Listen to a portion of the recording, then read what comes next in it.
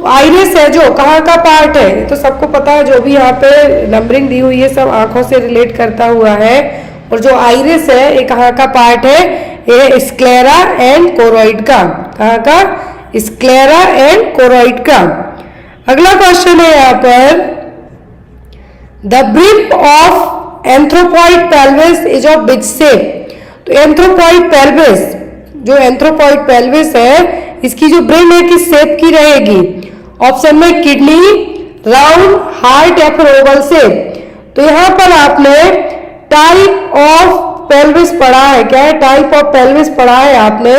यहाँ पर जो टाइप ऑफ पेल्विस होते हैं कितना, गायनेकॉइड, एंड्रॉइड, एंथ्रोपॉइड एंड प्लेटिप्लॉइड। जो आइडियल वेजाइनल डिलीवरी के लिए कंसीडर की जाती है वो कौन सी पेल्विस है, वो है गायनेकॉइड पेल्विस।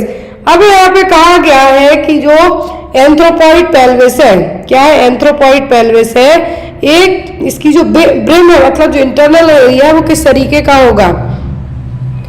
जो यहाँ पर एंथ्रोपॉइड पेल्विस है इसकी ब्रिम कैसी होती है, इसकी ब्रिम होगी ओवल शेप में, कैसी, ओवल शेप में। एंथ्रोपॉइड का पूछा है तो किस तरीके की यहाँ पर ब्रिम होगी, तो वो होगी ओवल शेप की। सबसे ज्यादा जो, या फिर हम ये कहेंगे कि जो नॉर्मल प्रेगनेंसी के लिए जरूरी है, नॉर्मल वेजाइनल डिलीवरी के लिए, वो कौन सी होती है, गायनेकॉइड पेल्विस। कौन सी पेल्विस, गायनेकॉइड पेल्विस। अब यहाँ पर यदि हम बात करते हैं कि जो ब्रिम है यहाँ पर, यदि अदर में पूछते हैं कि गायनेकॉइड में, तो गायनेकॉइड का जो ब्रिम शेप होता है कैसा होता है, ये होता है वाइडर ब्रिम, कैसा, वाइडर ब्रिम। लेकिन यहाँ पर बात की जा रही है किसकी, एंथ्रोपॉइड की, तो एंथ्रोपॉइड में कैसी होगी, ओवल शेप में। और जो एंड्रॉइड है इसकी होगी हार्ट शेप में। यहाँ पे लिख देती हूँ ताकि आपको समझना इजी रहे। तो ये यहाँ पर एंड्रॉइड, कौन सी, एंड्रॉइड पेल्विस। इस एंड्रॉइड पेल्विस में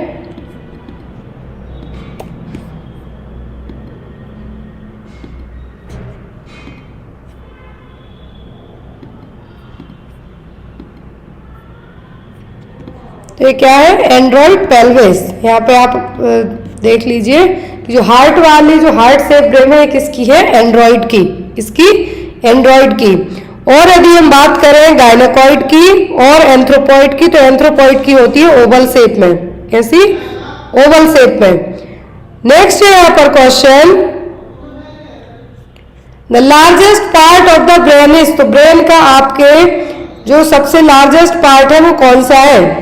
ऑप्शन में यहाँ पर सेरिबेलम, हाइपोथैलेमस, सेरिब्रम या फिर मेड्यूला। तो जो मस्तिष्क का सबसे बड़ा हिस्सा है वो कौन सा होता है, तो ये होता है क्या, सेरिब्रम। क्या है यहाँ पर, सेरिब्रम, जिसको सबसे लार्जेस्ट पार्ट में कंसीडर किया गया है। नेक्स्ट क्वेश्चन है, the AV node atrioventricular node is located in the. तो जो एवी नोड है कहाँ पे स्थित होते हैं, राइट एट्रियम में, पेरिकार्डियम में, पेरिकार्डियम हार्ट की कवरिंग कहलाएगी, मायोकार्डियम, एट्रियोवेंट्रिकुलर सेप्टम। तो एवी नोड कहाँ पर होते हैं, तो एवी नोड होते हैं एट्रियोवेंट्रिकुलर सेप्टम में। कहाँ पर, एट्रियोवेंट्रिकुलर सेप्टम में। नेक्स्ट है यहाँ पर आपको एक क्वेश्चन एग्जाम में आते हैं, इसीलिए मैंने पेपर आपके साथ सॉल्व किया है कि आपको ये हेल्पफुल रहे। नेक्स्ट क्वेश्चन है यहाँ पर, the number of thoracic vertebra in the human being. तो ह्यूमन बीइंग में टोटल कितनी थोरेसिक वर्टिब्रा होती हैं, 5, 7, 9, 12 इतनी होती हैं। यहाँ पर आपको वर्टिब्रा की बात करें, आपको एग्जाम में आता है वर्टिब्रल कॉलम है जो, यहाँ पे आपको वर्टिब्रल कॉलम में से सर्वाइकल पूछ सकते हैं, थोरेसिक पूछ सकते हैं, लंबर पूछ सकते हैं, सैक्रल पूछ सकते हैं। तो सर्वाइकल कितनी होती है, ये है यहाँ पर कौन सी, cervical 7, thoracic 12, clear, and lumbar तो वो होती है कितनी, 5। ये लंबर L3 to L4 के बीच में जो आपका स्पाइनल टेप और लंबर पंचर किया जाता है वो यही L3 to L4 के बीच में किया जाता है। तो आपको याद रखना, सर्वाइकल 7, लंबर 5 और 12 क्या है, thoracic. Next is the most important factor in determining the percentage oxygen saturation of haemoglobin is. तो आपका जो हीमोग्लोबिन है उसमें ऑक्सीजन का सैचुरेशन क्या है वो आप कैसे अंदाजा लगाएंगे, पार्शियल प्रेशर ऑफ ऑक्सीजन से एसिडिटी से, the partial pressure of oxygen, या फिर बाय आइसोफॉस्फेटिक एसिड। किससे आप पता करेंगे?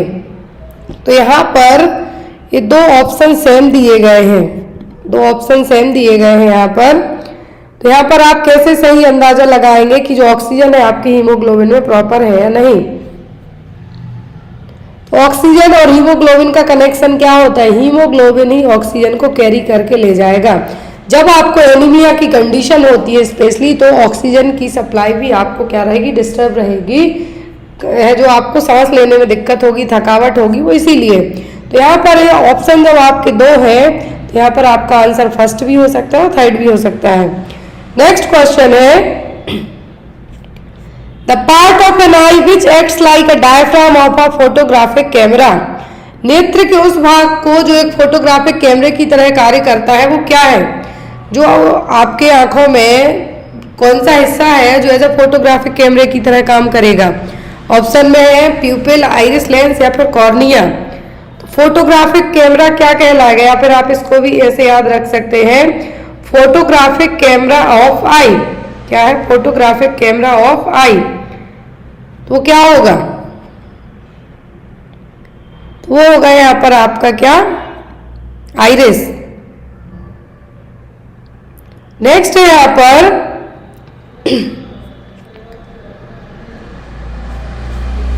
Who is regarded as the father of modern physiology? तो मॉडर्न फिजियोलॉजी के जनक कौन है? W.R. कैनन, विलियम हार्वे, रेसे या फिर विचट? कौन है? विलियम विचट का नाम भी सुना है आपने, विलियम हार्वे का भी सुना है, W.R. कैनन का भी सुना है। तो फादर ऑफ मॉडर्न फिजियोलॉजी पूछे गए हैं। फादर ऑफ मॉडर्न फिजियोलॉजी कौन है? William Harvey.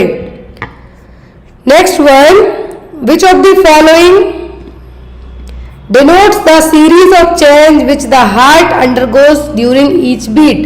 तो यहाँ पर कौन सा हृदय में प्रत्येक स्पंदन के समय परिवर्तन श्रेणी को सूचित करता है?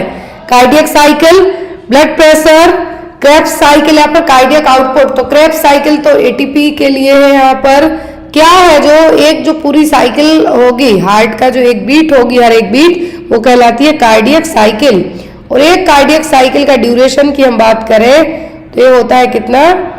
0.8 सेकेंड। याद रखना है आपको, आ सकता है एग्जाम में। तो ये क्या है? Cardiac cycle. Next one, corpus luteum secretes the hormone. तो कार्पस ल्यूटियम कौन सा हार्मोन रिलीज करता है? एस्ट्रोजन, प्रोजेस्टेरोन, रिलैक्सिन या फिर टेस्टोस्टेरोन? कार्पस ल्यूटियम क्या है? कार्पस ल्यूटियम है जो, ये भी आ सकता है। कार्पस ल्यूटियम को कौन निकालेगा? कार्पस जो ल्यूटियम है क्या है? ओवरी के थ्रू सीक्रेट होगा। और ये कॉर्पस ल्यूटियम है, ये प्रोजेस्टेरोन रिलीज करता है। जो नॉर्मल एक टर्म हेल्दी प्रेगनेंसी के लिए जरूरी है, वो क्या है? प्रोजेस्टेरोन। या फिर नॉर्मल जो पीरियड साइकिल आती है उसके लिए भी क्या जरूरी है? प्रोजेस्टेरोन। एक हेल्दी प्रेगनेंसी के लिए जो हार्मोन रिस्पॉन्सिबल है वो कौन सा है? वो प्रोजेस्टेरोन। कॉर्पस ल्यूटियम कौन सा हार्मोन रिलीज करती है? तो वो प्रोजेस्टेरोन। अब यहाँ पे आप जितने भी क्वेश्चन देखते जा रहे हैं, अभी तो हम 10वें क्वेश्चन तक पहुंचे हैं, ये सभी क्वेश्चन आपको किसी ना किसी, आप CHO के 10 पेपर उठाइए किसी भी स्टेट के, और उनमें आप पूरे 100 क्वेश्चन मैच करके देखना कि आपको इनमें से कौन से क्वेश्चन आए हैं। अगला क्वेश्चन है, which of the following is not a method of testing disinfectants. तो निम्नलिखित में से कौन सा एक विसंक्रमकों की जांच विधि नहीं है? सॉरी, कौन सी मेथड है जो टेस्टिंग के लिए यूज नहीं की जाएगी डिसइंफेक्टेंट्स के? रेडियल वॉकर टेस्ट, चिक मार्टिन परीक्षण, क्षमता capacity test, Paul Bunnell test. कौन सा टेस्ट है जो नहीं किया जाएगा डिसइंफेक्टेंट्स को चेक करने के लिए? मतलब इनकी जो क्षमता है वो सही है या नहीं, तो होगा पॉल बुनेल टेस्ट। कौन सा टेस्ट? Paul Bunnell test. बाकी ये सभी किए जाएंगे। तो यहाँ पे आपको याद रखना है कौन सा टेस्ट है? ये Paul Bunnell test. Paul Bunnell test generally जो मोनोन्यूक्लियस होते हैं उनको टेस्ट करने के लिए यूज किया जाता है। किसके लिए? मोनोन्यूक्लियस के लिए है जो यूज किया जाएगा। एक तरीके का एग्लूटिनेशन टेस्ट है। बाकी ये तीनों टेस्ट हैं, जो तीनों टेस्ट हैं डिसइंफेक्टेंट्स की, जो हम ये कह सकते हैं कि वो किस तरीके से काम करते हैं, उन सब चीज़ों के लिए चेक किए जाएंगे। अगला क्वेश्चन है, gram negative cocci arranged in pair are, जोड़े में व्यवस्थित ग्राम अग्राही कॉक्सी है। तो यहाँ पर ग्राम नेगेटिव कोकाई आपको बताना है जो कि पेयर में होते हैं, वो कौन से हैं। ऑप्शन में यहाँ पर निसीरिया meningitis, streptococci pneumonia, Listeria मोनोसाइटोजेंस, group streptococci. कौन से हैं जो कि पेयर में रहेंगे, कौन से हैं यहाँ पर जो कि पेयर में होंगे, वो है यहाँ पर निसीरिया मेनिंजाइटिस। क्या है, मेनिंजाइटिस, जो कि एक जोड़े में रहेंगे। यहाँ पर माइक्रोबायोलॉजी के आपको क्वेश्चन है। अगला क्वेश्चन है which of the following vaccine is used for passive immunization. दो तरीके का इम्यूनाइजेशन होता है, एक्टिव पैसिव, और एक होता है टॉक्साइड वाला जो टीटी वाला है यहाँ पर। लेकिन यहाँ पर पैसिव इम्यूनाइजेशन में क्या है जो यूज किया जाएगा, HIV, BCG, DPT या फिर HTIG, ह्यूमन टिटनस इम्यूनोग्लोबुलिन। क्या है जो पैसिव इम्यूनाइजेशन की तरह काम करेगा, तो वो होगा HTIG, ह्यूमन टिटनस इम्यूनोग्लोबुलिन। अगला क्वेश्चन है ideally specimen for culture should be collected. तो यहाँ पर आपको किसी टेस्टिंग के लिए क्या करना है, स्पेसिमेन कलेक्ट करना है, कल्चर करना है। 48 से 72 घंटे का टाइम लगता है कल्चर रिपोर्ट्स में, चाहे वो ब्लड में है जो 5 से 6 दिन तक वेट किया जाता है कि कोई बैक्टीरिया डेवलप तो नहीं हो रहा है, वहाँ की यूरिन में 48 से 72 घंटे का टाइम लिया जाता है। तो सही टाइम क्या होगा, before the start of antibiotic therapy, after the completion of antibiotic, both A and B या फिर नन ऑफ द अबव। कौन सा यहाँ पर सही होगा, जब आपको स्पेसिमेन कलेक्ट करना है, चाहे ब्लड का कर रहे हो, यूरिन का कर रहे हो, बेस्ट टाइम होता है एंटीबायोटिक थेरेपी स्टार्ट करने के पहले का। क्योंकि यदि आपने एक बार एंटीबायोटिक थेरेपी स्टार्ट कर दी, एक बार आपने एंटीबायोटिक लेना स्टार्ट कर दी, तो आपके जो बॉडी में जो डेवलप हो रहे हैं बैक्टीरिया की जो ग्रोथ हो रही है वो डिस्टर्ब होगी, और आपकी रिपोर्ट से जो फॉल्स भी आ सकती है। हो सकता है बैक्टीरिया की ग्रोथ को स्टॉप करें, लेकिन आफ्टर दैट एंटीबायोटिक आप बंद करें तो फिर से फीवर आ जाए, फिर से इन्फेक्शन हो जाए। मतलब यहाँ पर कि आपको एक एक्यूरेट रिपोर्ट लाना है, एक्यूरेट रिजल्ट चाहिए है कि आपको कौन सा इन्फेक्शन हुआ है, तो आपको पता चलेगा कब, जब आपने ना कोई एंटीबायोटिक ली हो, क्योंकि इसकी वजह से आपकी रिपोर्ट है जो इंटरप्ट हो सकती है। कब आपको आइडियल टाइम है स्पेसिमेन कलेक्ट करने का, before the start of antibiotic therapy. Next is babies born to hepatitis B infected mothers are given. तो हेपेटाइटिस बी से प्रभावित माताओं के बच्चों को क्या दिया जाता है। यदि माँ हेपेटाइटिस बी वाला इन्फेक्शन है उसको, और जो उसका बच्चा हुआ है, तो आप उसको क्या देंगे, immunoglobulin only, vaccine only, immunoglobulin and antiviral drug, या फिर इम्यूनोग्लोबुलिन एंड वैक्सीन, क्या देंगे आप उस बच्चे के लिए।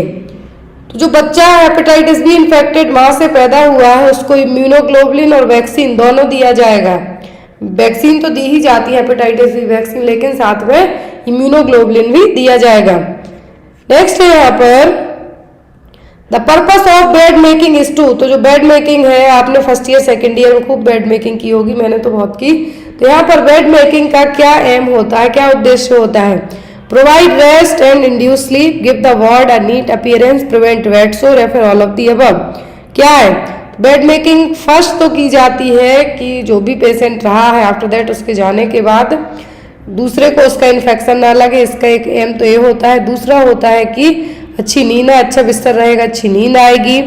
वार्ड है जो नीट एंड क्लीन दिखेगा, बेड सोर से भी प्रिवेंट किया जाएगा। तो यहाँ पर आपके जो आंसर में आएंगे कि पर्पस है, जो उद्देश्य है बेड मेकिंग का, ये क्या है, ये सभी है। Next one, the following are the most important purpose of documentation except. जब भी आप कोई डॉक्यूमेंटेशन करते हैं, लेखन प्रलेखन प्रणाली है जो, इसमें सभी चीजें करेंगे किसी एक को छोड़कर, कम्युनिकेशन के लिए, रीइंबर्समेंट के लिए, क्वालिटी एश्योरेंस के लिए, कि प्रोवाइड कंफर्ट। क्या है जो नहीं आएगा इसमें, बाकी सब आएंगे। तो कम्युनिकेशन के लिए आपने अपनी शिफ्ट दूसरे को हैंड ओवर करनी है, तो आपके पास पूरा रिटर्न में रिकॉर्ड होना चाहिए। जो जिन भी लोगों के जो भी पॉलिसीज होती हैं, जो लोग गवर्नमेंट जॉब में या प्राइवेट जॉब में है, तो यदि वो एडमिट हुए आफ्टर दैट उनको डॉक्यूमेंट्स की जरूरत पड़ेगी रीएम्बर्स कराने के लिए, जो भी उन्होंने हॉस्पिटल में पे किया है, क्वालिटी के लिए भी, लेकिन कंफर्ट के लिए डॉक्यूमेंटेशन नहीं किया जाता है। Next one, confidentiality comes under. तो गोपनीयता कहाँ आती है, एथिकल प्रॉब्लम ऑफ नर्सिंग के लिए, ethical principle of nursing, nursing process या फिर प्री ऑपरेटिव केयर, किसके लिए? तो एथिकल प्रिंसिपल ऑफ नर्सिंग जो हमारी नर्सिंग में हमें सिखाया जाता है कि नर्सिंग के नैतिक सिद्धांत के अंतर्गत आएगी। मतलब कॉन्फिडेंशियलिटी का मतलब है गोपनीयता। आपको एक पेशेंट का रिकॉर्ड दूसरे के साथ शेयर नहीं करना है। पेशेंट चाहे तो वो खुद से शेयर कर सकता है। यदि कोई हस्बैंड अपनी वाइफ से कोई बीमारी छुपाना चाहता है तो भी आपको वो रिपोर्ट्स कॉन्फिडेंशियल रखनी है इस तरीके से। Next one, the founder of modern nursing is, तो आधुनिक नर्सिंग के संस्थापक कौन है? डोरोथिया डिक्स, फ्लोरेंस नाइटिंगेल, क्लेरा वार्टन या फिर मैरी महोने, कौन है? तो Florence Nightingale, father of nursing, mother of nursing, Florence Nightingale modern nursing की फाउंडर, वो भी है फ्लोरेंस नाइटिंगेल। डोरोथिया ऑरम ने तो सेल्फ केयर डेफिसिट थ्योरी दी थी। नेक्स्ट वन, लेकिन यहाँ पर डोरोथिया डिक्स कहा गया है। Next one, the deficiency of vitamin B causes, तो विटामिन बी की कमी से क्या होगा? नाइट ब्लाइंडनेस, ऑस्टियोपोरोसिस, बेरी या फिर मलेरिया। नाइट ब्लाइंडनेस होगा एक ही कमी से, ऑस्टियोपोरोसिस होगा कैल्शियम और विटामिन डी की कमी से। यदि विटामिन की बात करें हम तो आपको क्या कहना है? डी। नेक्स्ट है यहाँ पर बेरी, तो ये होगा विटामिन बी की कमी से। किससे? विटामिन बी की कमी से। मलेरिया तो विटामिन की कमी से नहीं होगा, मच्छर के काटने से होगा, फीमेल एनाफ्रीज के वाइट करने के कारण। Next one, which part of the nursing process include the statement of the patient actual problem, nursing process के किस भाग में मरीज की वास्तविक समस्या के कथन का समावेश होता है? पेशेंट को क्या एक्चुअल प्रॉब्लम है वो कौन सी प्रोसेस में पता चलेगा? असेसमेंट में, इम्प्लीमेंटेशन में, नर्सिंग डायग्नोसिस में कि प्लानिंग में? पेशेंट की जो एक्चुअल प्रॉब्लम तो फाइंड आउट होगी डायग्नोसिस में। किसमें? डायग्नोसिस में। प्लानिंग करेंगे आप इसके बाद, जब आपका डायग्नोसिस बन जाएगा कि मरीज को क्या प्रॉब्लम है, उसके बाद ही आप कुछ प्लानिंग करेंगे। असेसमेंट में तो ओनली डेटा कलेक्ट करेंगे। तो यहाँ पर क्या होगा? और इवैल्यूएशन होगा आपका लास्ट स्टेप। एग्जाम में आपको आता है फर्स्ट असेसमेंट, तो इसमें सब्जेक्टिव ऑब्जेक्टिव डेटा कलेक्ट किया जाएगा, फिर गोल सेट किया जाएगा, प्लानिंग की जाएगी, फिर प्लानिंग के बाद उस चीज को क्या किया जाएगा? इम्प्लीमेंट किया जाएगा। मतलब उस पर वो जो भी प्रोसीजर आप करना चाहते हैं वो होगा। लास्ट में आएगा आपका इवैल्यूएशन। क्या होगा? इवैल्यूएशन, निरीक्षण निकलेगा कि आपने मरीज की क्या केयर की है वो। Next is vital sign include, तो वाइटल साइन में क्या क्या आता है? Temperature, pulse, respiration, pulse, pain, respiration, BP, pulse, temperature या फिर pain, temperature and pulse. Vital sign आप खूब चेक करते हैं, फर्स्ट ईयर से ही आपको सिखाया जाता है। तो इसमें आता है आपका क्या क्या? Temperature, pulse, respiration and blood pressure. Next one, the word self care deficit is used in, self care deficit theory दी है किसने? डोरोथिया ऑरम ने। एग्जाम में आपको आता है कि खुद की केयर खुद करो, स्वयं की देखभाल की कमी है। जो थ्योरी है स्वयं की देखभाल की कमी, किसमें? नर्सिंग डायग्नोसिस में, इम्प्लीमेंटेशन में, असेसमेंट में कि इवैल्यूएशन में? किसमें आएगी ये चीज? ये आएगी आपकी नर्सिंग डायग्नोसिस में। किसमें? नर्सिंग डायग्नोसिस में। और यदि थ्योरी पूछे सीएचओ में मेनली थ्योरी का नाम पूछा जाता है, वो थ्योरी क्या है? वो सेल्फ केयर डेफिसिट थ्योरी। अगला क्वेश्चन है, an amputation bed is also known as, amputation bed को और क्या कहा जाता है? Fracture bed, open bed, stump bed या फिर कार्डियक बेड? कौन से बेड के नाम से जाने जाते हैं एम्पुटेटेड बेड? तो वो होते हैं स्टंप बेड के नाम से। Next one of the sterilization technique used at home, तो घर पर आप कौन सी स्टरलाइजेशन टेक्निक अपनाते हैं? बॉइलिंग, ऑटोक्लेविंग, केमिकल मेथड या फिर बाय फायर? बहुत इजी क्वेश्चन है। आपको घर पे कुछ भी स्टरलाइजेशन टेक्निक अपनाना है तो सबसे पहले आप गर्म पानी ही यूज करते, बॉटल धुलने से लेके गंदे कपड़े धुलने तक, तो क्या होगी? वो होगी बॉइलिंग। नेक्स्ट इज हॉस्पिटल में बात करें तो वो होगी क्या? ऑटोक्लेविंग हॉस्पिटल में। Next one, asthma patient mainly है, तो अस्थमा वाले मरीज में क्या होगा? बुखार आएगा, खांसी होगी, उल्टी होगी, कि सांस लेने में दिक्कत होगी, डिस्निया होगा, डिफिकल्टी इन ब्रीदिंग। क्या होता है अस्थमा वाले मरीज में? अस्थमा वाले मरीज में न वॉमिटिंग होगी, न फीवर होगा, न खांसी आती बहुत कम, लेकिन मेन प्रॉब्लम होती है सांस लेने में दिक्कत होना, डिफिकल्टी इन ब्रीदिंग। तो यहाँ पर क्या होगा आपका आंसर? डिस्निया। क्लासिक साइन पूछे तो वो होता है वीजिंग। क्या है? घंटी जैसी आवाजों का आना, वीजिंग साउंड आएगा। Next is cortex and medulla are part in. Cortex और मेडुला किसका हिस्सा है? किडनी का, स्टमक का, स्किन का कि म्यूकोसा का? सबको पता है इसका पार्ट है, ये है किडनी का पार्ट। कॉर्टेक्स एंड मेडुला जो दो अलग अलग तरीके के हार्मोन रिलीज करते हैं, दोनों की फंक्शनिंग भी अलग अलग है। Next one, which of the following is not considered as meta paradigm of nursing? Meta paradigm जो नहीं है नर्सिंग का, वो क्या है? पर्सन, डायग्नोसिस, एनवायरमेंट या फिर health. Meta paradigm of nursing क्या नहीं है? वो होगा यहाँ पर डायग्नोसिस। क्या होगा? डायग्नोसिस। पहले आपको जब पता होगा कि जो यहाँ पर टर्म यूज किया गया है, तभी आपको आंसर देना इजी रहेगा। मेटा पैराडिग्म, मेटा पैराडिग्म का मतलब है कि कोई ऐसा रीजन जिसके कारण मरीज या तो ठीक होता है या फिर आप जो उसकी केयर करते हैं, क्या क्या चीजें उसमें हेल्पफुल रहेंगी, लेकिन यहाँ पे पूछा है कि नहीं है, तो वो होगा यहाँ पर मेटा पैराडिग्म में क्या होगा? डायग्नोसिस। जो चार कॉन्सेप्ट होते हैं मेटा पैराडिग्म ऑफ नर्सिंग में, वो होता है फर्स्ट पर्सन, दूसरा एनवायरनमेंट, तीसरा हेल्थ, चौथा नर्सिंग। यहाँ पे ध्यान से सुनिए, चार होते हैं person, environment, health and last is the nursing. ये आपको याद रखना आ सकता है। Meta paradigm, meta paradigm of nursing जो नहीं है वो क्या है? डायग्नोसिस। बाकी person, environment, health and nurse, चार होते हैं total. Next one, rule of 9 is used to assess. Rule of 9 किसके लिए यूज किया जाता है? Burn patient, patient having pain, patient having fever या फिर patient having injury. Rule of 10 कहें तो क्लैप्लिक पैलेट वाले में यूज करेंगे हम, लेकिन यहाँ पर रूल ऑफ 9 की बात की जा रही है तो बर्न पेशेंट के लिए यूज किया जाता है। बॉडी सरफेस एरिया के लिए कि कितने % बॉडी जली हुई है, तो उसके लिए यूज किया जाता है rule of 9। Next is administration of drug have. तो जो भी मेडिकेशन आप इंजेक्ट करते हैं उसके कितने राइट है यहाँ पर? 10 राइट, 6 राइट, 5 राइट या फिर 3 राइट। कौन कौन से यहाँ पर राइट होते हैं? तो यहाँ पर जो 10 राइट है, किसके? 10 राइट है ड्रग एडमिनिस्ट्रेशन के, वो कौन कौन से हैं आपको एग्जाम में आते हैं?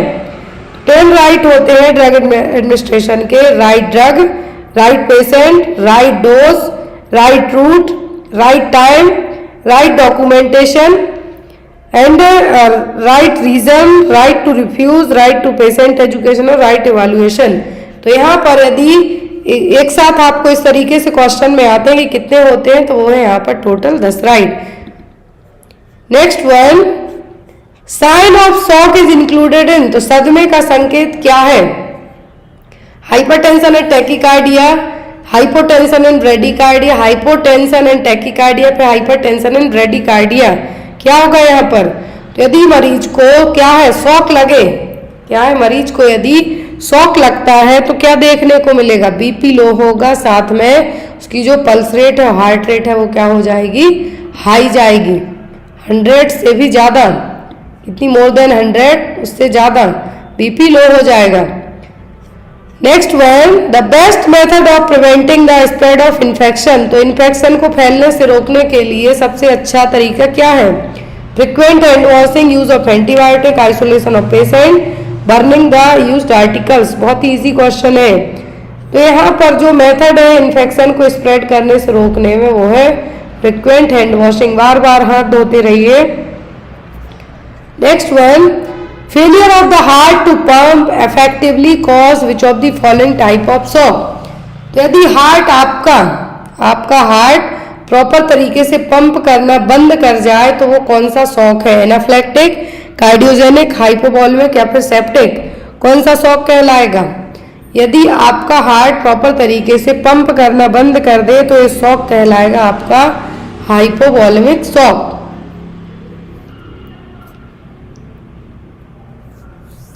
Next is the chronic inflammation of a delayed hypersensitivity reaction is mediated by। तो chronic delay hypersensitivity reaction की बात की जा रही है। यदि किसी को लंबे टाइम से इन्फ्लामेशन है, इन्फेक्शन है, तो यहाँ पर जो हाइपर सेंसिटिविटी रिएक्शन है वो क्या होगा? लिम्फोकाइनिन के द्वारा होगा, हिस्टामिन के द्वारा होगा, ब्रेडिकाइनिन के द्वारा, कोई कॉम्प्लीमेंट होगा, किसके द्वारा होगा? तो ये होता है लिम्फोकाइनिन के द्वारा। किसके द्वारा? लिम्फोकाइन के द्वारा। यदि क्रोनिक है, क्या लंबे टाइम से, यदि तुरंत की बात करें हम तो होता है हिस्टामिन के कारण। यदि एक्यूट इन्फ्लेमेशन के कारण आपको पूछते हैं तब आपको कहना है क्या? हिस्टामिन। एंड लेकिन यदि लंबे टाइम के लिए पूछा है तो क्या होगा? लिम्फोकाइन, जो कि डिले हाइपर सेंसिटिविटी रिएक्शन के कारण हो रहा है, तो क्या होगा यहाँ पर? Lymphokine. Next one, trauma to the spinal cord and resultant loss of autonomic and motor reflexes below the injury level can lead to which of the following type of shock. रीढ़ की हड्डी में यदि चोट लगे और उसके नीचे का जो स्तर है वो अपने आप से नुकसान उसको पहुंचे तो एक किस तरीके का शॉक डेवलप कर सकता है? कार्डियोजेनिक, हाइपोवॉल्मिक, न्यूरोजेनिक या फिर obstructive shock.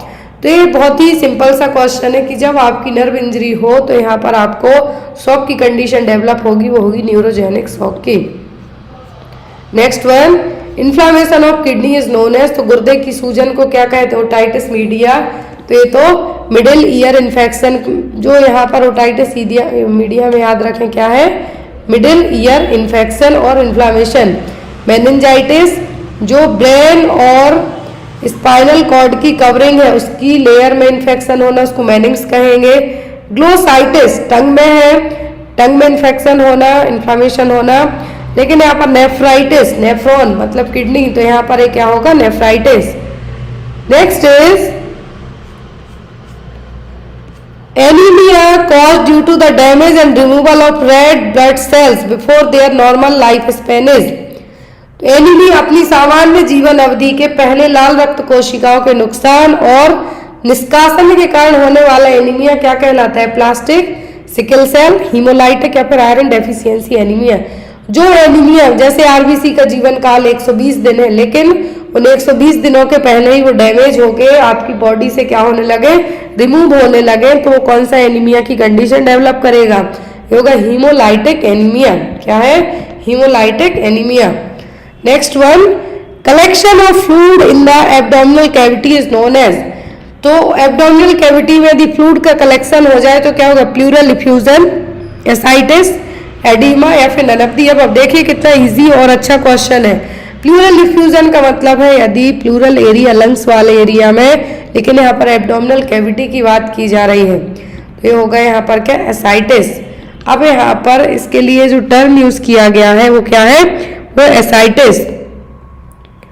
Next one, hydrophobia means, तो हाइड्रोफोबिया का मतलब क्या है? Fear of height, fear of water, fear of hydrogen या फिर फियर ऑफ फायर। तो ये पानी से डर लगना, जलांतक, हिंदी में देख लें आप जहां आपको इंग्लिश में कंफ्यूजन हो, तो क्या है? जलांतक। क्लस्ट्रोफोबिया का मतलब क्लोज स्पेस में डर लगना। Next one, the most common type of eczema, तो एक्जिमा क्या है? Psoriasis, skin cancer, atopic dermatitis या फिर लेग अल्सर। क्या है? एक्जिमा। एक्जिमा है जो कॉमन स्किन कंडीशन होती है, बहुत सारे लोगों में प्रॉब्लम है, और ये क्या है? Atopic dermatitis. क्या है? Atopic dermatitis. Next one, frequent urination, increase thirst and increase hunger are the symptom of. Frequent urination, यहाँ पर क्वेश्चन देखें आप, बार बार यूरिन जा रहा है, मतलब क्या हो गया? पॉलीयूरिया। क्या है? पॉलीयूरिया। इंक्रीज थर्स्ट मतलब पॉलीडिप्सिया। क्या है? पॉलीडिप्सिया। इंक्रीज्ड हंगर मतलब पॉलीफेजिया। अब 3P साइन पूछे किसके है? डिहाइड्रेशन, डायबिटीज, मेलाइटिस, हाइपरटेंशन या फिर डायरिया। देखिए मैंने क्वेश्चन को कितने अच्छे से समझाया। Frequent urination that means polyuria, बार बार यूरिन पास कर रहे हैं। Increase thirst that means polydipsia. Increased hunger that means बहुत ज्यादा भूख लग रही है, so it's means the polyphagia. और ये तीनों साइन किसके? मधुमेह के। किसके?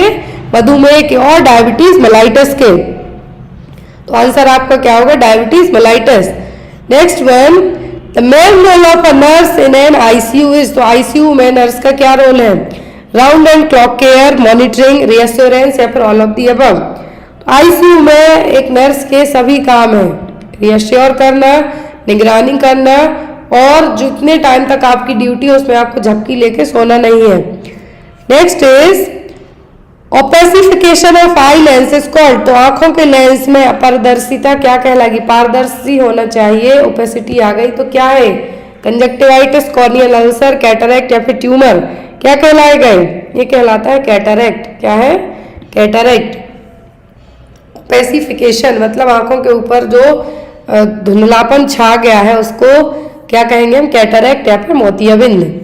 Next one, conjunctivitis can be caused by. Conjunctivitis और रिसेंट में एमपी साइड तो बहुत फैला था पिंक आई। क्या है? पिंक आई के नाम से जाना गया था, जिसमें आंखें रेड हो रही थी, आंखें आना जिसको कहेंगे। तो आंखें आने का मेन रीजन क्या है? Mechanical trauma, bacterial viral infection, allergic reaction या फिर ऑल ऑफ दी अबव। तो ये सभी रीजन हो सकते हैं। मैकेनिकल ट्रॉमा मतलब कुछ लगने के कारण भी इन्फेक्शन हो सकता है, आंखें आ सकती। बैक्टीरियल वायरल तो कॉमन ही था। एलर्जिक, मान लीजिए आपको किसी तरीके के पेड़ पौधों से या कुछ ऐसी खाने पीने की चीज़ से एलर्जी है तो आपकी आंखें आने का मतलब आंखों का इन्फेक्शन नहीं, एक तरीके के रेडनेस होगी, आंखों से पानी आएगा, ईचिंग होगा, इरिटेशन होगा। तो ये सभी साइन किसके? कंजक्टिवाइटिस के। इसीलिए आपका आंसर क्या होगा? All of the above. अगला क्वेश्चन है इंट्राओक्यूलर प्रेशर इन ग्लूकोमा। आंखों में जो ऑक्यूलर प्रेशर है जिसको कहा जाता है इंट्राओक्यूलर प्रेशर, ग्लूकोमा में कितना होगा? More than 22 mm of Hg, less than 22 mm of Hg, 100 to 200 mm of Hg या फिर 0 to 10 mm ऑफ Hg। यहाँ पर IOP की बात की जा रही है। क्या है? IOP मतलब इंट्राओक्यूलर प्रेशर। क्या है? IOP है जो इंट्राओक्यूलर प्रेशर की बात की जा रही है। इसकी नॉर्मल रेंज होती है 10 से 21 mm ऑफ Hg के बीच में। कितना? 10 से 21 mm ऑफ Hg के बीच में। लेकिन जब यही रेंज क्या है, यही रेंज बढ़ जाए, 21 से ज़्यादा चली जाए तो एक कंडीशन कंसीडर की जाएगी ग्लूकोमा में। तो यहाँ पर यदि आप ऑप्शन के अकॉर्डिंग जाते हैं तो 21 तक तो नॉर्मल माना जाता है, लेकिन यदि इससे ज़्यादा जाता है आंखों का प्रेशर, इंट्राओक्यूलर प्रेशर, तो कंडीशन किस में आएगी? ग्लूकोमा में। तो यहाँ पर IOP कितना होगा? 22 mm ऑफ Hg से भी ज़्यादा। Next question, where is oxytocin produced. तो ऑक्सीटोसिन का प्रोडक्शन कहाँ होता है? अग्रपीयूष ग्रंथि, अपरा मतलब प्लेसेंटा, पोस्टीरियर पिट्यूटरी या हाइपोथैलेमस में कहाँ पर होता है ऑक्सीटोसिन का प्रोडक्शन? ऑक्सीटोसिन का प्रोडक्शन होता है पोस्टीरियर पिट्यूटरी ग्लैंड में। ऑक्सीटोसिन का जो मेन रीजन होता है let down reflex, breast milk के लिए, यूट्राइन कॉन्ट्रैक्शन आना, डिलीवरी के जो डिलीवर टाइम होता है उसमें, और ऑक्सीटोसिन यूज्ड किया जाता है PPH को प्रिवेंट करने के लिए। ऑक्सीटोसिन हार्मोन है, कहाँ कौन रिलीज करेगा? Posterior pituitary gland. Next is Braxton Hicks contraction does not occur with. Braxton Hicks contraction जिसको फॉल्स लेबर पेन कहा जाता है, कहाँ नहीं होंगे? सब म्यूकस फाइब्रॉइड में, प्रेगनेंसी में, हेमेटोकॉल्प्स या फिर हेमेटोमेट्रा। किस केस में ब्रैक्सटन हिक्स कॉन्ट्रैक्शन देखने को नहीं मिलेंगे? प्रेगनेंसी में तो होते हैं, सबको पता है। हेमेटोकोल्पस, क्या है? हेमेटोकोल्पस। तो हेमेटोकोल्पस का मतलब क्या होगा? हेमेटोकोल्पस का मतलब है कि जो मेंस्ट्रुअल ब्लड है, प्यूबर्टी के टाइम पर मेंस्ट्रुअल ब्लड क्या है, एक तरीके से इकट्ठा होके जमा होगा वेजाइना के यहाँ पर। तो इसमें भी आपको जो लिवर पेन टाइप का लगेगा, लेकिन एक्चुअल में नहीं होगा। तो यहाँ पर क्या है? हेमेटोकोल्पस। हेमेटोमेट्रा, क्या है? हेमेटोमेट्रा, इस केस में भी आपको देखने को मिलेगा। तो हेमेटोमेट्रा के केस में भी आपको देखने के लिए मिलेगा। तो हेमेटोमेट्रा में भी कलेक्शन होगा ब्लड का, कहाँ पर? यूट्रस में। कहाँ पर? यूट्रस में या फिर वेजाइनल सेप्टम के यहाँ पर। इन केस में ब्रैक्सटन हिक्स कॉन्ट्रैक्शन टाइप से आपको फील होंगे, सब म्यूकस फाइब्रॉइड में नहीं होंगे। क्लियर है? Next one, peg cells are seen in. एक क्वेश्चन बहुत फेमस है, MP में आ चुका है 3-4 बार के एग्जाम में। पैग सेल्स कहाँ पे पाई जाती हैं? वेजाइना, वल्वा, ओवरी या फिर फैलोपियन ट्यूब में। तो ये पैग सेल्स पाई जाती हैं कहाँ पर? फैलोपियन ट्यूब में। कहाँ पर? फैलोपियन ट्यूब में, जो कि non ciliated epithelial secretory cell है, ओवरी डक्ट या फिर सॉरी जो फैलोपियन ट्यूब है या फिर ओविडक्ट में पाई जाती हैं। और तीन तरीके की रहेंगी, नॉर्मल एंड 10% होती हैं जनरली, जितनी भी सेल्स हैं उनकी 10% नॉर्मल रहती हैं। तो आपको इतना याद नहीं रखना, याद रखना है ओविडक्ट या फिर fallopian tube. Next is length of female urethra. तो फीमेल यूरेथ्रा की लेंथ पूछी है, कितनी होती है? 20 mm, 40 mm, 45 mm या फिर 60 mm। तो as compare to male female की हम बात करें तो सबसे कॉमनली क्या है, सबसे कॉमन जो यूटीआई होता है, यूरिनरी ट्रैक्ट इन्फेक्शन होता है फीमेल में। क्यों? क्योंकि इनके यूरेथ्रा की लेंथ है कैसी होती है, शॉर्ट होती है एज कंपेयर टू मैन के। मैन में जो यूरेथ्रल लेंथ होती है वो एस शेप हो जाती है प्रोस्टेट ग्लैंड के रहने के कारण। तो यहाँ पर फीमेल यूरेथ्रा की यदि हम लेंथ की बात करें तो ये कितनी होती है, 40 mm तक। कितना? 40 mm। Next one, partograph is first planned by. Partograph किसने दिया था? रॉबर्ट जैकबसन, फ्राइडमैन या फिर चैडविक ने। तो पार्टोग्राफ दिया था फ्रीडमैन ने। किसने? फ्रीडमैन ने। नेक्स्ट वन, एक और क्वेश्चन आता है, graphical representation is done in, तो वो होता है पार्टोग्राफ में ही। Next is the most common site of puerperal infection. Puerperal infection का जो कॉमन साइट का episiotomy wound, placental site, vaginal laceration या फिर सर्वाइकल लेसरेशन। परपीरियल इन्फेक्शन का मतलब है आफ्टर डिलीवरी के बाद से लेकर यदि 42 दिनों के अंदर कोई भी इन्फेक्शन हो जाए तो वो कहलाता है परपीरियल इन्फेक्शन। अब यहाँ पर इन्फेक्शन की कॉमन साइट है तो वो है प्लेसेंटल साइट। क्या है? Placental site. Next one, fetal breathing movement is seen earliest at. भ्रूण के सांस लेने की प्रक्रिया कब स्टार्ट होती है? 8 सप्ताह में, 11 सप्ताह, 16 सप्ताह या फिर 24 सप्ताह में। तो फीटल जो फीटस है सांस लेना कब से स्टार्ट कर देता है? तो ये करता है 11 हफ्ते में ही। कितने? 11 हफ्ते या फिर 11 वीक और 11 वीक्स में। Next one, the haemoglobin level in newborn baby during the first week of life. First week of life में न्यूबॉर्न बेबी का जो हीमोग्लोबिन लेवल है कितना होगा? 10 to 12 ग्राम पर डीएल, 14 to 60 ग्राम पर डीएल, 18 to 20 ग्राम पर डीएल या फिर 20 to 22 ग्राम पर डीएल। कितना रहेगा? तो ये होता है 18 से 20 ग्राम पर डीएल तक। कितना? 18 to 20 ग्राम पर डीएल तक। Next is the average pressure of uterine contraction during first stage of labour is. तो जो एवरेज यूट्राइन कॉन्ट्रैक्शन यूपीसीएचओ के पेपर में पूछा गया था, हाइपोटोनिक हाइपरटोनिक है। तो यहाँ पर कहा है कि जो प्रेशर की बात की जा रही है, प्रेशर हाइपो और हाइपरटोनिसिटी में भी जाएगा। यूट्राइन कॉन्ट्रैक्शन जो फर्स्ट स्टेज ऑफ लेबर में कॉन्ट्रैक्शन आते हैं जिसमें सर्विक्स पूरी डायलेट होती है, तो एवरेज प्रेशर कितना होता है? 100 mm of Hg, 15 mm of Hg, 20 mm of Hg या फिर 30 mm ऑफ Hg। कितना प्रेशर रहेगा? तो होता है 30 mm ऑफ Hg। कितना? एवरेज की बात की गई है तो होता है 30 mm ऑफ Hg तक। Next is low set ear are seen in. धीमी श्रवण शक्ति होती है Down syndrome, renal disorder, kwashiorkor या फिर मरासमस में। किसमें होगी ये? तो होगी डाउन सिंड्रोम वाले में। रीनल, क्वाशियोरकर, मरासमस में कानों सुनने वाली क्षमता का असर नहीं रहेगा। Next one, absolute growth is maximally seen at. सबसे ज्यादा ग्रोथ है, निरपेक्ष वृद्धि अधिकतर किस आयु वर्ग में देखी जाती है? 0 to 1 year, 1 to 4 year, 5 to 10 year या फिर 14 to 16 ईयर।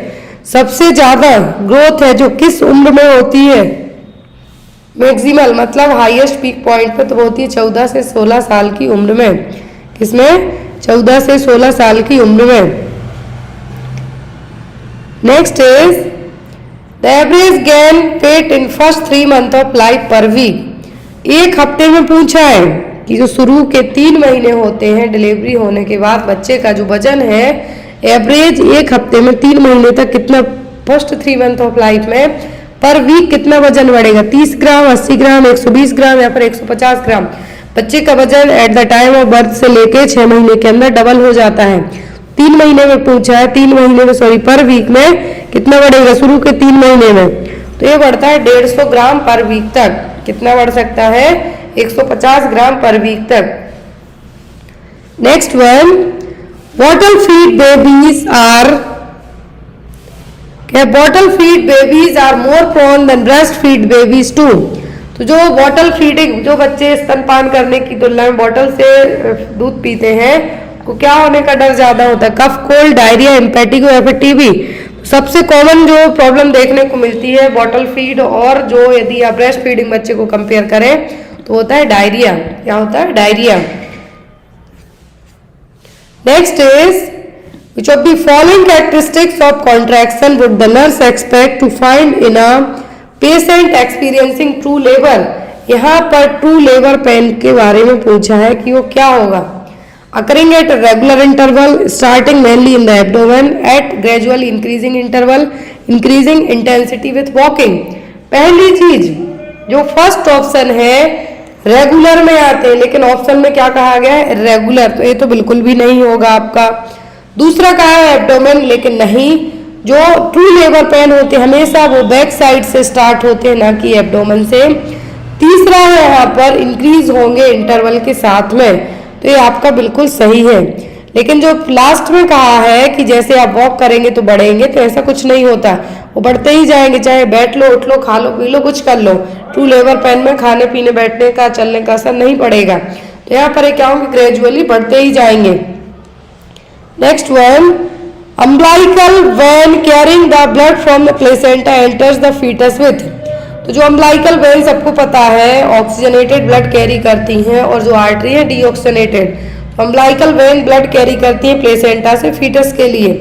तो यहाँ पर कितना ब्लड लेके जाएंगे? Oxygenated blood bye 80% saturation, oxygenated blood bye 25%, deoxygenated blood या फिर both A and C.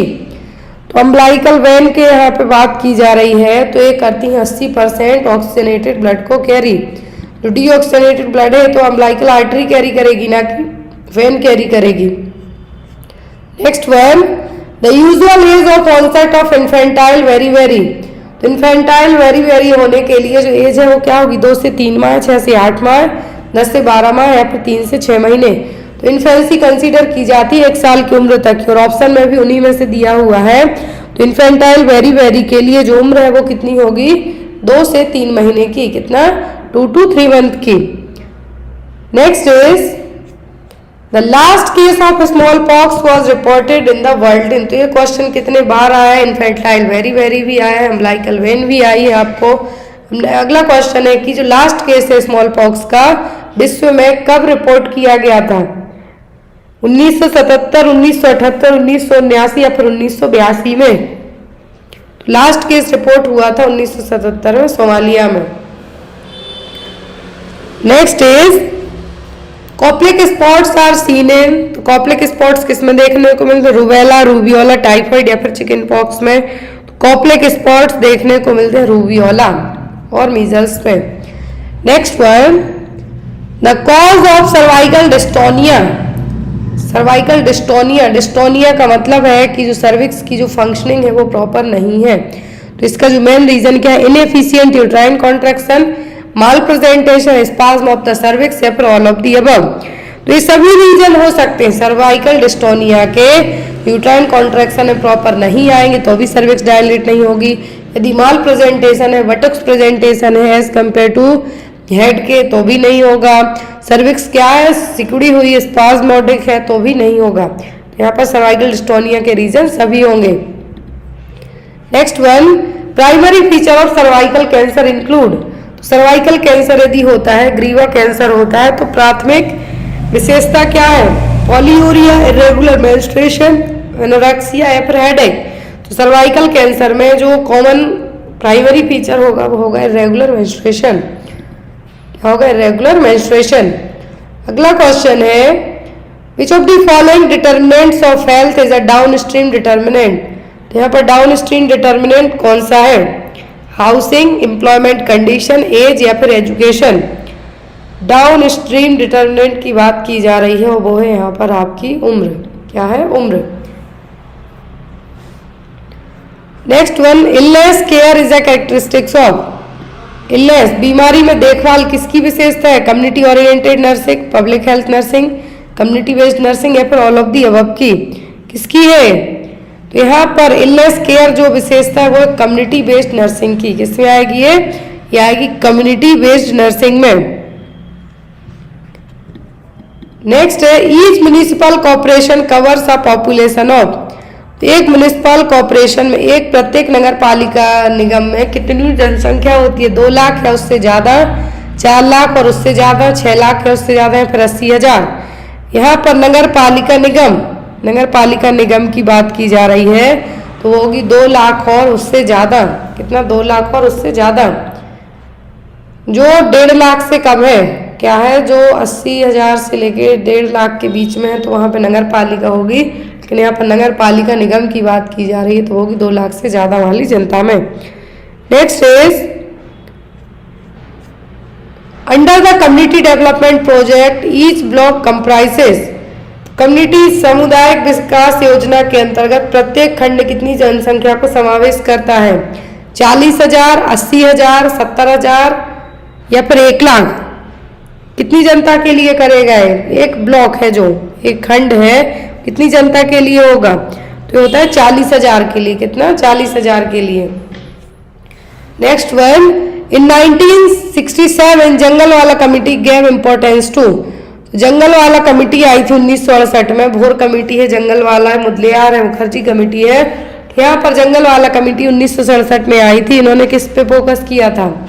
Education training पर, रिसर्च पर, इंटीग्रेशन ऑफ हेल्थ सर्विसेज पर, कम्युनिटी पार्टिसिपेशन पर। किस पर इन्होंने सबसे ज्यादा फोकस किया था? वो था स्वास्थ्य सेवाओं का एकीकरण पर इन्होंने मेनली फोकस किया था। अगला क्वेश्चन है comprehensive health care activities help to change, व्यापक स्वास्थ्य संरक्षण प्रतिक्रियाएं किसमें मदद करती हैं? Social, environment and determinants of illness में, इकोनॉमिक, एजुकेशनल वेलबीइंग में, health status in the community या ऑल ऑफ दी अबव में। कॉम्प्रिहेंसिव का मतलब है कि बड़े लेवल पर जो हेल्थ केयर एक्टिविटीज है ये इन सभी में हेल्प करेंगी। तो यहाँ पर आपका आंसर क्या होगा? All of the above. Next is the component of school health program, school health program आपने सेकेंड ईयर की कम्युनिटी में पढ़ा है, फाइनल ईयर में भी पढ़ा है। विद्यालय स्वास्थ्य कार्यक्रम के घटक है। Health promotive, preventive and protective services, health appraisal, treatment and follow up, rehabilitative services and school health record, या फिर all of the above.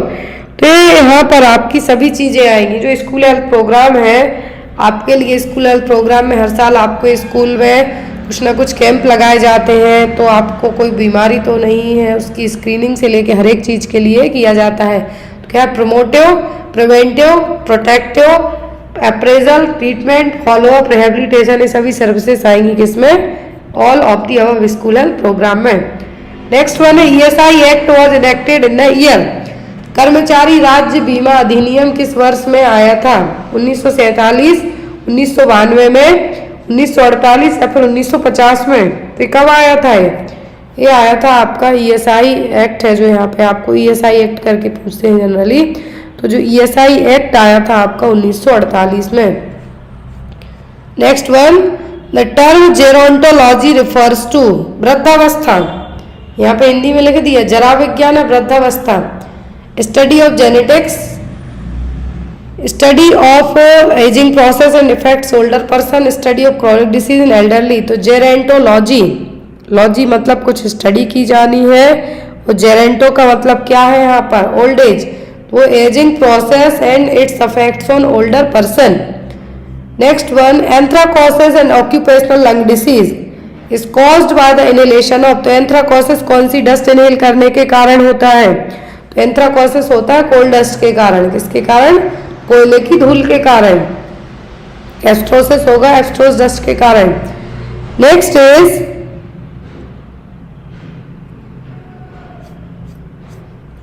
The water borne disease diarrhoea caused by. तो डायरिया का पॉजिटिव पूछा है, बैक्टीरिया, वायरस, या फिर bacteria virus दोनों, या फिर दोनों में से कोई नहीं। क्या होगा यहाँ पर? तो जो डायरिया का रीजन है ये दोनों हो सकते हैं, बैक्टीरिया भी हो सकता है, वायरस भी हो सकता है। Next is the test use to determine the free and combined chlorine. ये भी हमारे नर्सिंग का बहुत इंपॉर्टेंट क्वेश्चन है। तो जो टेस्ट किया जाता है फ्री और कंबाइंड क्लोरीन के लिए वो होता है ऑर्थोट्यूलिडिन टेस्ट। कौन सा? ऑर्थोट्यूलिडिन टेस्ट की पानी में कितनी कंबाइंड और फ्री क्लोरीन है। Next is The National Air Quality Monitoring Program sponsored by the Central Population Control Board was started in the year. तो केंद्रीय प्रदूषण नियंत्रण बोर्ड के द्वारा प्रायोजित राष्ट्रीय वायु गुणवत्ता निगरानी कार्यक्रम आया था कि किस जगह का जो एयर क्वालिटी है कैसी है, वो कब आया था? 1990 में, 2000 में, 2010 में, 2015 में। जैसे सबसे खराब एयर क्वालिटी बीच में कहाँ की हो गई थी? नोएडा और न्यू दिल्ली की। तो यहाँ पर वही है कि national air quality monitoring program लाया था CPCB। तो ये कब लाया था ये प्रोग्राम? तो ये प्रोग्राम लाया गया था 1990 में। कब? 1990 में।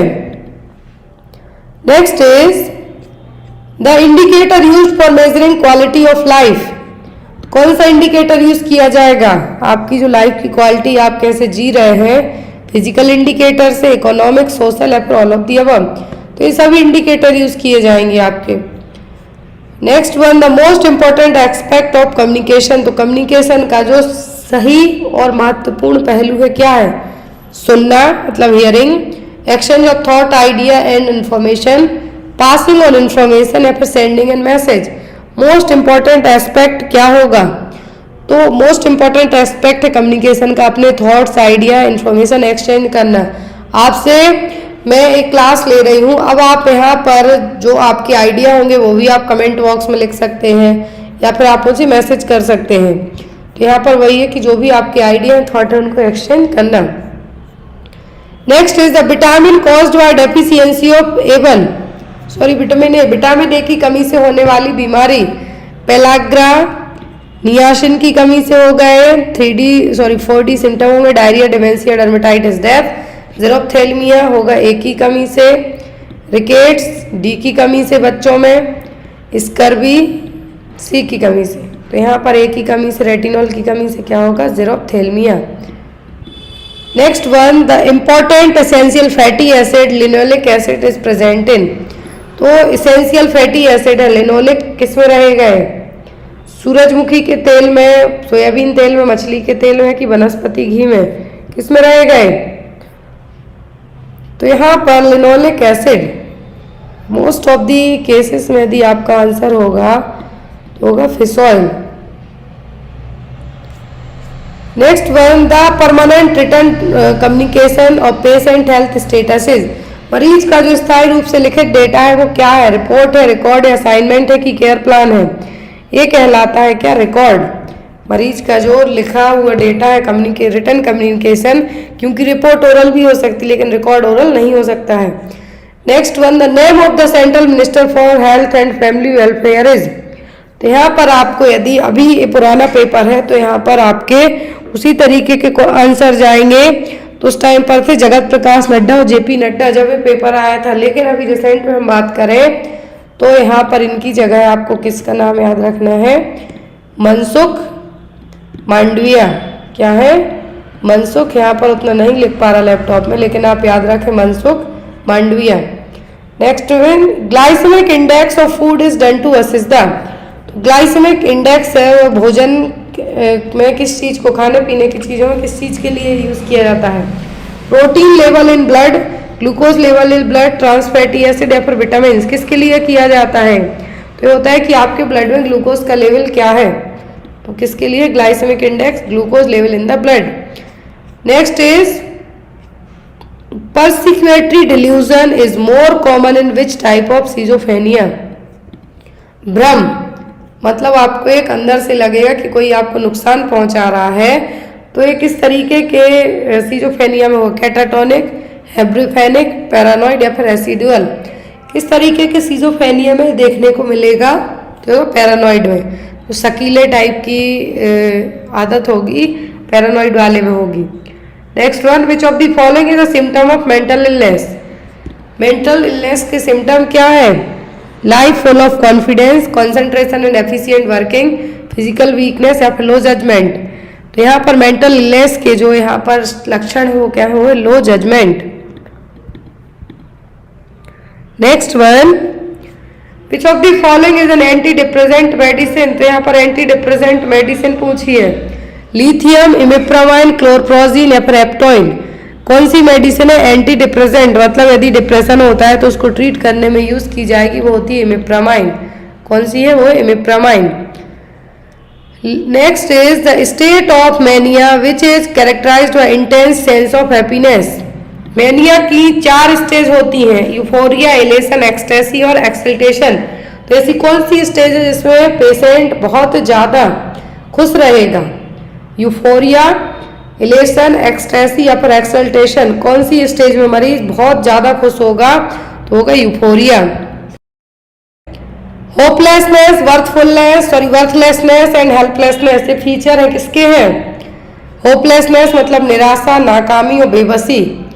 सिजोफ्रेनिया में होंगे, डिप्रेशन में होंगे, मैनिया में होंगे कि डेलीरियम में होंगे। तीनों कंडीशन जब आ जाए, मतलब मान लो मरीज है जो अपनी सुसाइड अटेम्प्ट भी कर सकता है ऐसे केस में, और एक कंडीशन देखने को मिलती है डिप्रेशन में, उसको कुछ आसाई, जो मैनिया वाले मरीज हैं खुद से अपने आप को हम बहुत रेयर पहुंचाएंगे लेकिन दूसरों को पहुंचा सकते हैं, लेकिन डिप्रेशन वाले खुद को हम पहुंचा सकते हैं, क्योंकि ना तो उनको अपने जीवन से कुछ उम्मीद है, ना ही वो अपना कुछ करना चाहते हैं, कुछ भी नहीं। तो क्या है? होपलेसनेस, हेल्पलेसनेस और वर्थलेसनेस, तीनों क्लासिकल साइन है किसके? डिप्रेशन वाले मरीज के। Next one, which of the following is the thought disorder. तो इनमें से थॉट डिसऑर्डर कौन सा है? मैनरिज्म, कंपल्सन, ऑटोमेटिज्म या फिर डिल्यूजन। थॉट डिसऑर्डर की बात की जा रही है, तो यहाँ पर थॉट डिसऑर्डर है वो delusion. Next one, which of the following is not a type of defence mechanism. तो यहाँ पर डिफेंस मैकेनिज्म कौन सी नहीं है? रिग्रेशन है, सब्लिमेशन है, विड्रावल है, प्रोजेक्शन है, लेकिन ऑटिज्म नहीं है, ऑटिज्म नहीं है। Next one, which of the following is a form of marriage in which one women is married to more than one man at a time. तो ऐसी कौन सी शादी है जिसमें एक वुमेन एक से ज्यादा पर्सन से शादी करेगी? मोनोगेमी, पॉलीगेमी, पॉलीएंड्री या फिर ग्रुप मैरिज। ये शादी सबसे बेस्ट एग्जाम्पल है पांडवों वाला, द्रौपदी और पांडवों की शादी। तो यहाँ पर कौन सी मैरिज होगी जिसमें एक वुमेन बहुत सारे एक से ज्यादा मैन से शादी करेगी? तो ये कहलाती है कौन सी मैरिज? ये कहलाती है पॉलीएंड्री। क्या है? Polyandry. Next one, which of the following enables a person to stand out distinct from other। निम्नलिखित में से कौन सा एक व्यक्ति को दूसरे से अलग करता है? क्या है आपका जो एक से आपकी जो अलग है वो चीज क्या है आपके अंदर? पर्सनालिटी, इंटेलिजेंसी, अटेंशन या फिर हैबिट? तो वो होती है आपकी पर्सनालिटी। क्या है? व्यक्तित्व। Next one, the human population living with in a geographical area and carrying a common interdependent life is called. तो देखिए कितना इजी सा क्वेश्चन दे दिया आपको, सीधा कम्युनिटी की डेफिनेशन दे दी है कि एक भौगोलिक क्षेत्र के भीतर रहने वाला मानव आबादी और जो एक सामान्य परस्पर निर्भर जीवन धारण करता है वो क्या कहलाता है? वो कहलाता है समुदाय और community. Next one, the criteria of a profession include all. Profession के सभी क्राइटेरिया किसी एक को छोड़कर। प्रोफेशन इंटेलेक्चुअल होना चाहिए, सेल्फ गवर्निंग होना चाहिए, profession no place for higher education या profession should be service oriented होना चाहिए। सभी क्राइटेरिया प्रोफेशन के किसी एक को छोड़कर। तो वो होगा यहाँ पर profession there is no place for higher education, ये बिल्कुल रहता है हायर एजुकेशन के लिए आपको। Next, state nursing association was organised in. तो स्टेट नर्सिंग एसोसिएशन की स्थापना कब हुई थी? 1905 में, 1920, 1922 या फिर 1934 में। तो यहाँ पर क्वेश्चन है स्टेट नर्सेस एसोसिएशन।